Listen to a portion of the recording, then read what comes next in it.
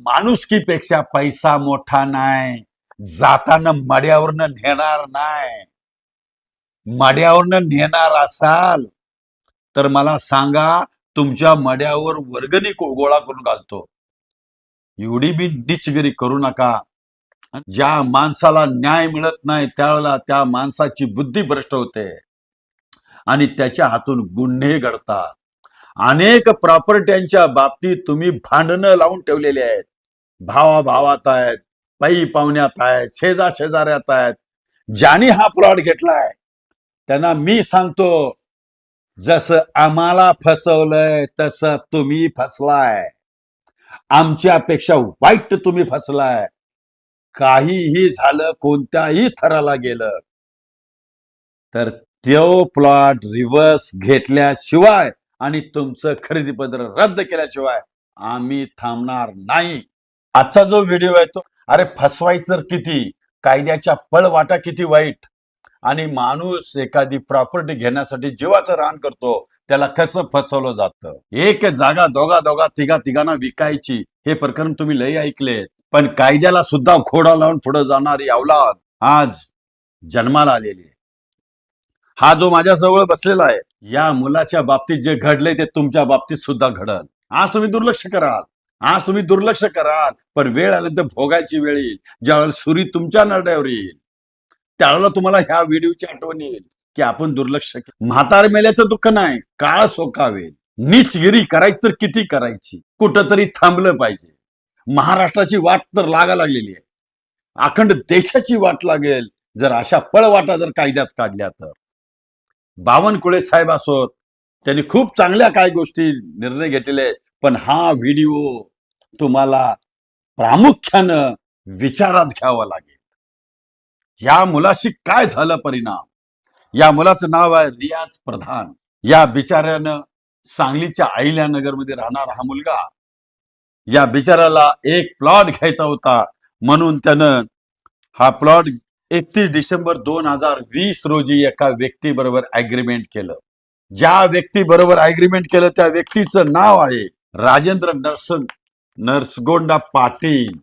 हे ऍग्रीमेंट केलं. ऍग्रीमेंट मध्ये या व्यक्तीनं त्यांना किती लाख दिले टोटल? 8.5 लाख रुपये. 8.5 लाख ऑनलाईन पद्धतीनं दिलेले आहेत.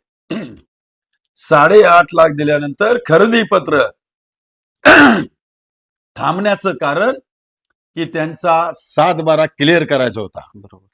त्याच्यावर असणारी इतर नावं त्याला कमी करायची होती आणि तोपर्यंत यांच्याकडं इसारत घेतली आणि हे अग्रीमेंट केलं. याची नावं 7/12 क्लिअर करण्यासाठी वेळ गेला, लालच वाढली, कालावधी गेला आणि या बादरानं दुसऱ्याला प्लॉट विकतो नाहीतर आत्ताच्या बाजारभावानं रेट दे म्हणून याला तगादा लावला. अरे काय तुमची लालच, काय तुमची आशा. हीच गोष्ट उलटी झाली असती तर पाटील साहेब, हीच गोष्ट उलटी झाली असती. तुम्ही ठरलेल्या रेट प्रमाणे जर या माणसानं म्हटलं असतं आत्ता बाजारभावाप्रमाणे दे, तर तुम्हाला कसं वाटलं असतं. या माणसानं तुम्ही दुसऱ्याला प्लॉट विकणार म्हणून यानं लीज पेंडन्सी कोर्टामध्ये दाखल केली. लीज पेंडन्सी दाखल केली ही 3/6/2026 ला केली. अधिकृत लीज पेंडन्सी दाखल केली. ही लीज पेंडन्सी दाखल झाल्यानंतर याला वाटलं की आता ह्याच्यामध्ये ही खरेदी होणार नाही. लीज पेंडन्सी म्हणजे काय? Transfer of property act section 52 नुसार ही लीज पेंडन्सी दाखल केलेली आहे की ती प्रॉपर्टी कुणाच्याही नावे विकू नये. पण कहर इथं आहे, त्या लीज पेंडन्सीला कुत्र्याची किंमत दिली, केराच्या टोपलीची किंमत दिली. लीज पेंडन्सीचा विचारच केला नाही आणि 22/6/26 रोजी या पाटलांनी हीच प्रॉपर्टी बाजूला असणाऱ्या एका व्यक्तीच्या नातेवाईकाच्या नावाने खरेदी केली. 16,50,000 रुपयाला खरेदी मारलं. यानं लीज पेंडन्सी दाखल करून सुद्धा. म्हणून या बिचाऱ्यानं तलाट्यांच्याकडे नोंदी घालू नयेत म्हणून तक्रार दाखल केली आहे 5/8/26 रोजी आणि सर्व कागदपत्र जोडलेले आहेत। एवढं सगळं कायद्याच्या चाकोरीत असताना सुद्धा त्यातनं सुद्धा पळवाट काढून जर तुम्ही आशा खरेदी करत असाल, अरे वेलांटी चुकली, कुठं टिंब चुकला तर तुम्ही अनेकांचे दस्त थांबवले, लीस पेंडन्सी असताना मात्र तुम्ही दस्त करता। अरे चाललंय तरी काय? मी अजून सांगतो, म्हातारी मेल्याचं दुःख नाही, का सोकावेल, आज हो बर्बाद होतोय असं तुम्हाला वाटत असेल। आता म्हणे कोर्टात जावा, अरे कोर्टात जावा म्हणजे हा बिचारा म्हातारा होईपर्यंत कोर्टात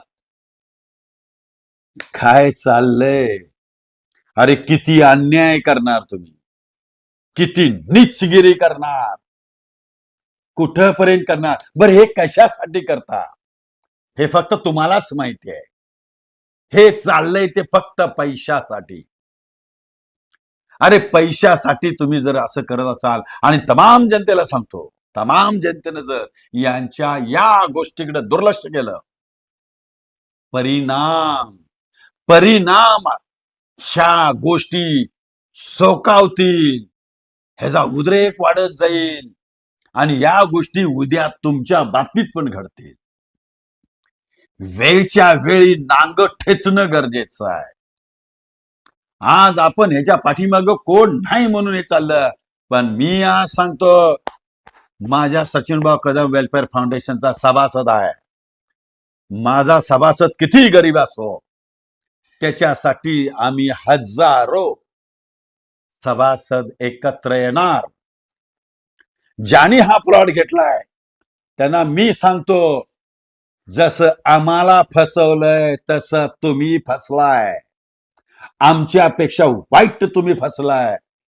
काहीही झालं, कोणत्याही थराला गेलं तर तो प्लॉट रिव्हर्स घेतल्याशिवाय आणि तुमचं खरेदी पत्र रद्द केल्याशिवाय आम्ही थांबणार नाही। मग तुम्ही कोणत्याही थराला तुम्ही पण जा, पण जे चाललंय हे बरं नाही। आज तुम्ही ह्या गरीबाचा फायदा उचललाय, उद्या ठकास माटक भेटल आणि ठकास माटक आमचं फाउंडेशनच आहे। अशा प्रवृत्तीला ठेचण्याचं काम आमचं फाउंडेशन करणार। अशा वृत्त्या बंद व्हायला पाहिजेत। तमाम मी भारतीय महाराष्ट्रीयन लोकांना सांगतो, माझ्या जिल्ह्यातील लोकांना सांगतो की आपल्याला दुर्लक्ष करून चालणार नाही। या रजिस्ट्रारनी अनेक ठिकाणची खरेदी पत्र अशी केलेली आहेत, कायद्याची पळवाट काढलेली आहे, पण पळवाट तुम्ही काढाल, जनता जेव्हा जागृत होईल तेव्हा तुमचा फार वाईट परिणाम होईल। मी आज या व्हिडिओच्या माध्यमातून सांगतो, मी हात जोडून विनंती करतो, 4 पैशासाठी गद्दारी करणं थांबवा। जे गुन्हे घडा लागलेत, हे गुन्हे का घडतात तर या गद्दारींच्यामुळे घडतात। ज्या माणसाला न्याय मिळत नाही त्यावेळेला त्या माणसाची बुद्धी भ्रष्ट होते आणि त्याच्या हातून गुन्हे घडतात। अनेक प्रॉपर्ट्यांच्या बाबतीत तुम्ही भांडणं लावून ठेवलेले आहेत, भावाभावात आहेत, पै पाहुण्यात आहेत, शेजाऱ्यात आहेत, अनेक लोकांची भांडणं लावून ठेवल्यात या अधिकाऱ्यांनी। मी तुमच्यावर आरोपच करतो, माणुसकीपेक्षा पैसा मोठा नाही, जाताना मड्यावरनं नेणार नाही। मड्यावरनं नेणार असाल तर मला सांगा, तुमच्या मड्यावर वर्गणी गोळा करून घालतो। एवढी बी नीचगिरी करू नका।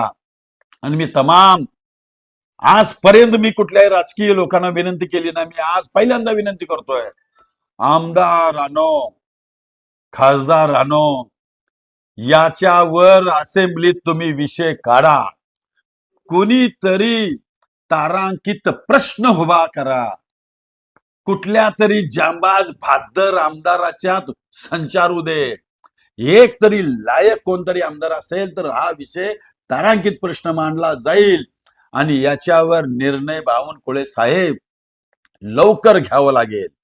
अशी प्रकरणं महाराष्ट्रात कुठं कुठं आहेत, त्या लोकांनी मला कळवावं।